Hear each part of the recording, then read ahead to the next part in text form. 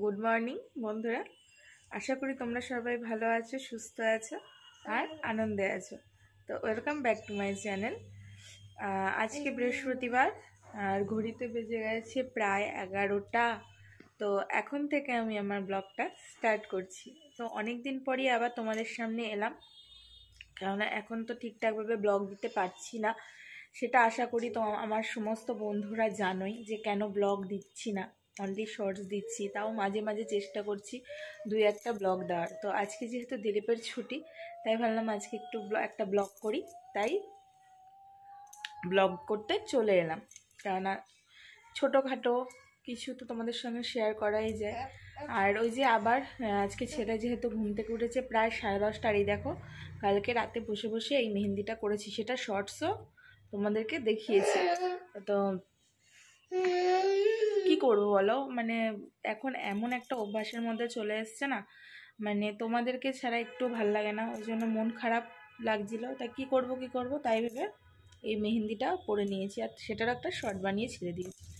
তো ছেলেকে এখন খাওয়াবো, খাইয়ে দেন আজকেও মানে যেহেতু বৃহস্পতিবার ছুটির দিন, আজকেও সেরকম একটুখানি রান্নাবান্নার একটা হ্যাপা আছে। আর আজকে একটুখানি জানি না কতটা সাকসেসফুল হব, কারণ এর আগের দিনও বলেছিলাম একটা জায়গায় যাব। তো আজকেও বলছি একটা জায়গায় যাওয়ার প্ল্যান আছে। তো কতটা সাকসেসফুল হব জানি না, যদি যেতে পারি অবশ্যই তোমাদেরকেও সাথে করে নিয়ে যাব। তো চলো এবার ছেলেটাকে খাইয়ে নিই। আর ওইদিকে মেশিনে জামা কাপড় দিয়ে দিয়েছি, তো সেটা আর বলে লাভ নেই। আর এত হাওয়া দিচ্ছে বাইরে থেকে, জানলাটা খুলে দিয়েছি। এই যে আমার ছেলের অবস্থা দেখো, আর এই যে জানলাগুলো খুলে দিয়েছি, কেননা এই শীতের কালে না জানলা দরজা একদম খুলতে ভালো লাগে না, কিন্তু তার সত্ত্বেও আজকে খুলেছি, কেননা ঘরটা পুরো বদ্ধ হয়ে গেছিলো। তো ওই জন্য জানলাগুলোও খুলে দিয়েছি। আর এখন ছেলেকে খাইয়ে আমি যাব রান্না বান্না সারতে, কেননা আজকে একটু রান্না করতে অনেকটাই টাইম লেগে যাবে। তো সাথে থাকো, দেখতে থাকো। তো বন্ধুরা, রেডি হয়ে নিয়েছি, আর এখন ঘড়িতে বেজে গেছে 3:10। তো কোথায় যাচ্ছি আগে থেকে বলবো না, সেটা সারপ্রাইজ থাক এখনো অবধি।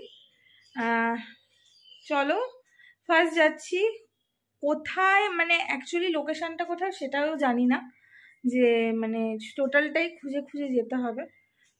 তো গিয়ে পৌঁছে তোমাদের সঙ্গে সেই জায়গাটার বিষয়ে কিছু বলবো আর শেয়ার করব। তো ঘুরতে ঘুরতে চলে এসেছি যেটা নাকি আসার জায়গা, রায়বাড়ি। ফার্স্ট টাইম এলাম, এসে খুব গা ছমছমে একটা ব্যাপার, একটা পরিবেশ। চারিদিকে দেখো, এই দেখো জঙ্গল আর জঙ্গল। তো এই হলো রায়বাড়ির পরিবেশ, চতুর্দিকে জঙ্গল। এখন যাচ্ছি আদো আদো ছোট্ট ছোট্ট গুটি গুটি পায়ে ভেতরের দিকে। তো চলো ভেতরটুকু তোমাদের সঙ্গে শেয়ার করে নিই।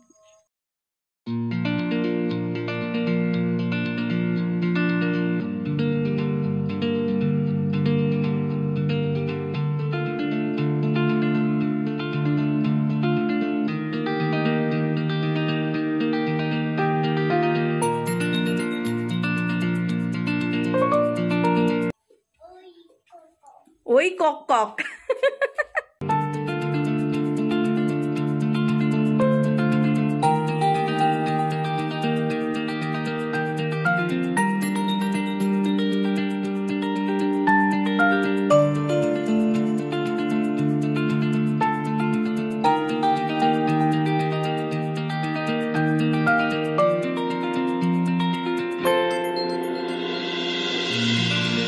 দেখতেই পাচ্ছ কেউ নেই, আর এখন ঘড়িতে বেজে গেছে প্রায় 3:30টার মতো। আর যেহেতু চতুর্দিকে কেউ নেই আর রিস্ক নিচ্ছি না, বেরিয়ে যাব। আর উপরেও যাওয়ার রাস্তা আছে, ওই উপর দিয়ে দেখতেই পাচ্ছ লোকজন সব ঘুরছে। তো উপরে এখন আর যাব না, যেহেতু একা এসছি।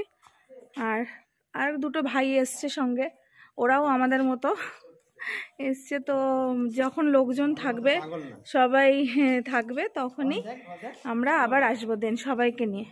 তো এখন আমরা বেরিয়ে যাচ্ছি, একটু ফটো মটো তুলে নিয়ে দেন বেরিয়ে যাচ্ছি। আর একদম মানে প্রচণ্ড মানে অপরিষ্কার যাকে বলে, দেখতেই পাচ্ছ একদম অপরিষ্কার, জঙ্গল চতুর্দিকে, প্রচুর রক্ষণাবেক্ষণের অভাব রয়েছে। তো আর ওইদিকে ছেলেও চলে যাচ্ছে, ওইদিকে ও থাকবে না, ও একটু গ্রাম পরিবেশ তো, মুরগি টুরগি এগুলো দেখেছে, তো ওই জন্য দেখার জন্য ও বেরিয়ে যাচ্ছে। তো দেখো আমরা বেরিয়ে যাই, ছেলে বেরিয়ে গেছে। রূপ কক কক ধরছে, রূপ কক কক ধরছে। হ্যাঁ রূপ কক কক কই, কক কক কই।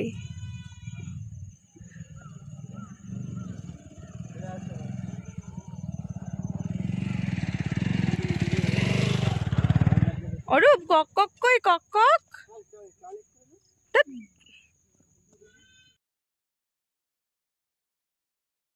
তো এখানে কিছু নিয়মাবলী দিয়েছে, সেটা দেখালাম, যে বিকেল 5টার পর এখানে থাকা মানে অ্যালাউ করবে না। আর প্রচণ্ড রক্ষণাবেক্ষণের অভাব, দেখতেই পাচ্ছ পুরো জঙ্গল যাকে বলে। তো মেনলি যেটা লিখেছে মদ্যপান এখানে করা যাবে না, কিন্তু মদ্যপানই এখানে বেশি হয়। তো যাই হোক, সেটা যে যার ব্যক্তিগত ব্যাপারে, যে বললাম যে কিছু মানে রক্ষণাবেক্ষণ, পরিবেশ, এগুলোর ওপর ডিপেন্ড করে। তো সেটাই এখানে হবে।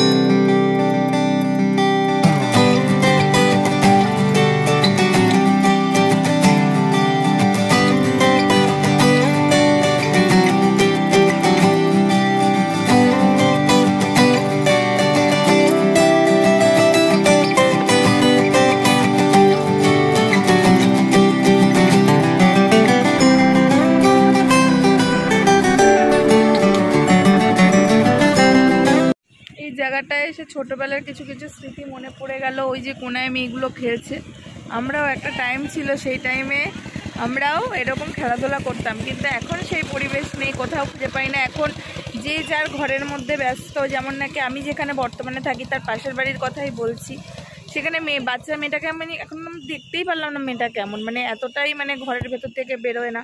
আর এখানকারও পরিবেশ দেখো, ঠিক আমাদের ছোটোবেলাটাও কেটেছে ঠিক এরকমভাবে। তো ভালো লাগলো, ছেলেও একটু খেললো, সেটাও তোমাদের সঙ্গে শেয়ার করলাম। এখানকার ছেলেগুলোর সঙ্গে এরাও খুব মানে ফ্রেন্ডলি, আমার ছেলের সঙ্গে খেললো, এটা ভালো লাগলো দেখলে, যেটা নাকি আমাদের ওইদিকে একদমই হয় না। তো চলো এখন বেরিয়ে যাচ্ছি, আর বেশি দেরি করব না, আকাশের মুখও ভার, 2-1 ফোঁটা মনে হচ্ছে বৃষ্টি পড়ছে। তো আর বেশি দেরি না করে বেরিয়ে পড়ছি। তো রায়বাড়ি থেকে চলে এসেছি অনেকক্ষণ, ওইখান থেকে গিয়েছিলাম মানে রায়বাড়ি থেকে ফেরার পথে গেছিলাম বাপের বাড়িতে। তো ওখানে একটু চাটা খেয়ে বাইরে শুরু হলো ঝমঝমিয়ে বৃষ্টি, আবার সেই বৃষ্টি।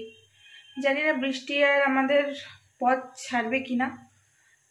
তো বৃষ্টি শুরু হয়ে গেল। আর কালকে যেহেতু শুক্রবার, কালকে আমাদের আবার ডাক্তার দেখাতে যাওয়ার কথা আছে, জানি না। এদিকে মাও একটু পড়ে গেছে, তো মায়েরও হাত পায়ে লেগেছে। তো জানি না কতদূর কি যেতে পারবো ছেলেকে ডাক্তার দেখাতে। যতবার যেতে চাইছি প্রত্যেকবারই কিছু না কিছু বাধা আসছে, তো দেখা যাক। আর এখন চলে এসেছি বাড়িতে, বৃষ্টিতে যে একটু ধরেছে, বাড়িতে চলে এসেছি। এসে সন্ধে দিয়ে দিয়েছি, 5:30টার মধ্যে চলে এসেছি ঘরে। এসে সন্ধে দিলাম, দিয়ে এখন দেন ছেলেকে খাওয়াবো, 6টা বাজে গড়িতে। এখন ওকে খাওয়াবো দুধ কর্নফ্লেক্স খাইয়ে, ওর যে ওষুধটা মানে ওষুধ বলতে ঠান্ডা লেগেছে তো, সেই ওষুধটা দেব, দিয়ে প্রচণ্ড এখন ঘুম পাচ্ছে। আর ভেবেছিলাম বেরোবো, একটা চটি কিনবো ঘরে পরার। তো দেখি কীরকম কি বেরোতে পারি, কেননা বলছি না বৃষ্টি হচ্ছে বাইরে, বৃষ্টিটা যদি একটু ধরে তাহলে একটু বেরোবো, জাস্ট চটিটা কিনবো, পরে আবার চলে আসবো। তো যদি যাই তাহলে তো দেখতেই পারবে যে চটি কিনতে গেছি, আর যদি না যাই তাহলে ঘরেই থেকে যাবো। আর এই দেখো দুধ জাল দিচ্ছি। তো দুধটা জাল দেওয়া হয়ে গেছে, এখন কেলগস ঢেলে আমার ছেলেকে দেবো।